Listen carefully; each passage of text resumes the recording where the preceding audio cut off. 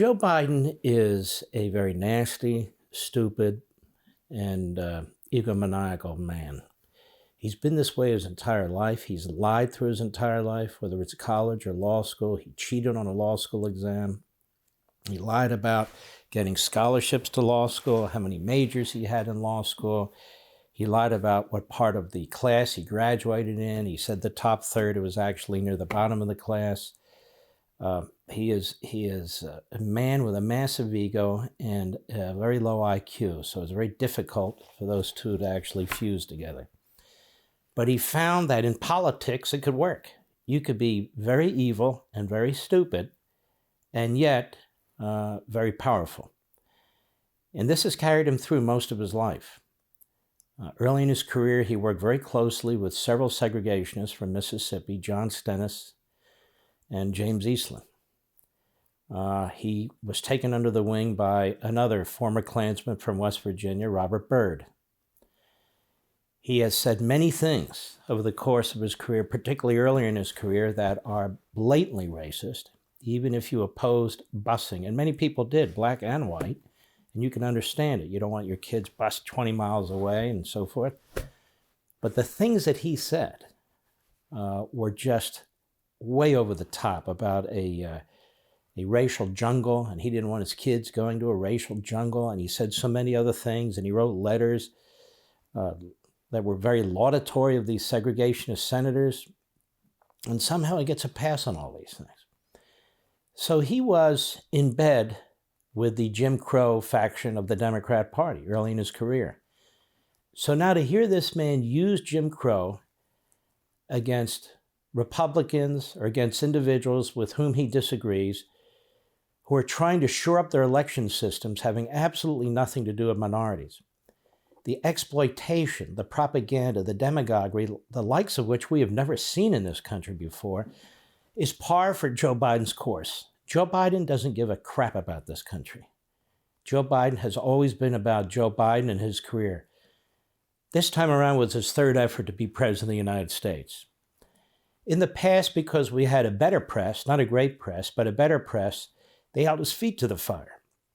So when he was stealing words and speeches from Neil Kinnock, the former head of the British Labour Party, or when he was actually lifting words and arguments and phrases from Robert Kennedy's speeches, they called him on it. When he was cheating and lying about who he was and law school and everything else, they called him on it. And it ruined his chance in 1988 to be a contender at all. Then, of course, he tried again when Obama and Hillary Clinton were running, and he got nowhere. So this time he sneaks in the Democrat Party primary. And he is advancing an extraordinarily radical agenda, and he's advancing it with an iron fist as an autocrat. And he's going to create grave danger for this country, and he's creating grave, attacks on this country from within. And I want to point this out. One of the issues they keep talking about is voter identification.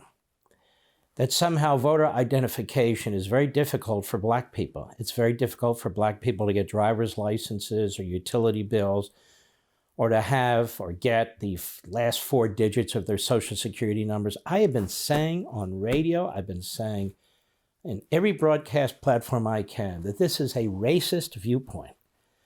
It is a horrible stereotype that they're projecting onto black people and other minorities in this country. Everybody gets identification. Everybody has utility bills. Everybody has a social security number. Otherwise, the social security system and agency are racist.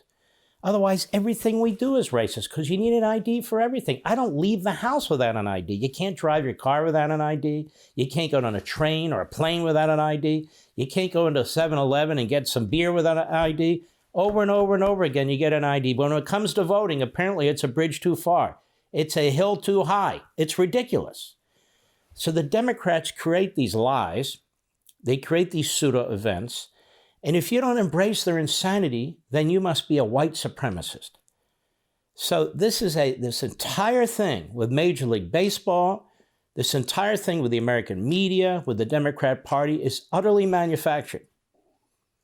And what Joe Biden did and what Major League Baseball did is hurt is hurt the city of Atlanta and all the people who live in and around Atlanta and the state of Georgia. They took almost $200 million that would have been economic activity in the state of Georgia, and they gave it the state of Colorado. And as I discussed the other day, and as you've heard by now, Denver's 70% white. It is a majority white, a significantly majority white city. That's irrelevant, except if we're discussing race and what they're doing. That's not the case with Atlanta. Atlanta is almost 51% black and 41% white. So they literally took money out of a mostly black city and gave it to a mostly white city, while they claim to be concerned about Jim Crow and the voting system against black people. Now just think about this. The former commissioner of the NFL, by the way, has written an op-ed in the Wall Street Journal and has condemned what his successor did, the politicizing of Major League Baseball. He thinks it's an outrage. He thinks it's awful. Because Major League Baseball now, like the NBA and football, and like the media, are now at war not against racism, but against the Republican Party. They've thrown in with the Democrat Party and the radicals in the Democrat Party. That's what they've done. Ami Horowitz is a video journalist. He is a brave young man. He's very sharp. He does what journalists used to do, and James O'Keefe does it, and a handful of others. They go where the activity is. They go where the action is. They go where the news is, and they report. They report. And Ami Horowitz, well, this is self-explanatory. Take a look at this when it comes to voter identification. Go. I'm Ami Horowitz, and I'm here in Berkeley, California to find out if voter ID laws suppress the black vote. Do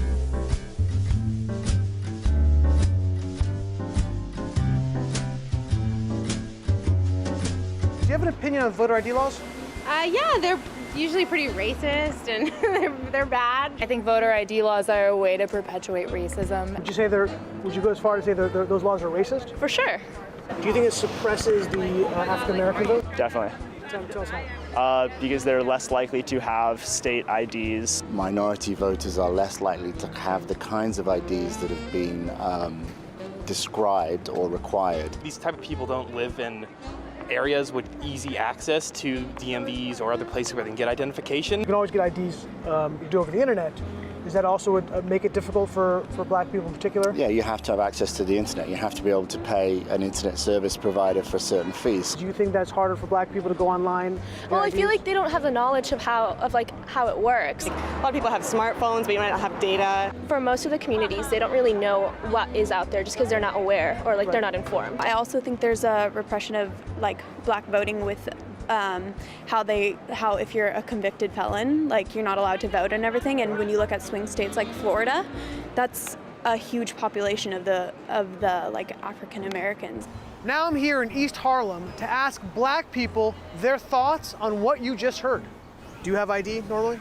You carry ID around? Yes, I have state ID. Do you carry ID? Yes, I do.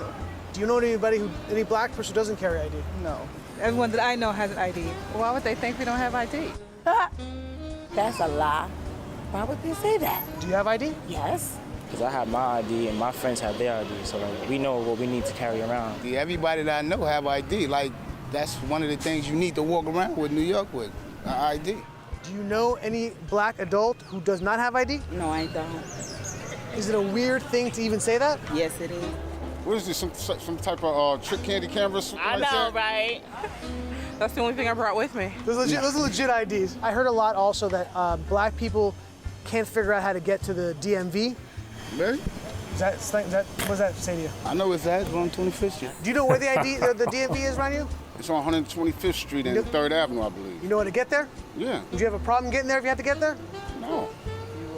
I know these sound like silly questions. You know how to get to the DMV? Of course. You know where it is? Yes. You can get there? Uh-huh. No problem. No problem. Just checking. Okay. And I also heard a lot that black people, especially poor black people, have no access to the internet, can't figure out how to use the internet.